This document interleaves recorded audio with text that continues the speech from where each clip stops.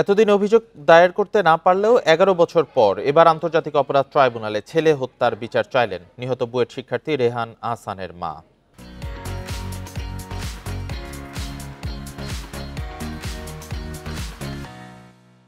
২০১৩ সালের ৫ই মে শাপলা চত্বরে হেফাজতে ইসলামের সমাবেশে গিয়ে পুলিশের গুলিতে নিহত হন রেহান।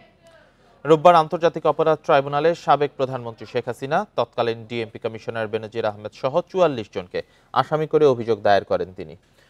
রেহানের মা অভিযোগ করেন, কার ছেলে নিহতের পর পুলিশ, ডিজিএফআই সহ বিভিন্ন পক্ষের চাপে তিনি থানায় মামলা করতে পারেননি।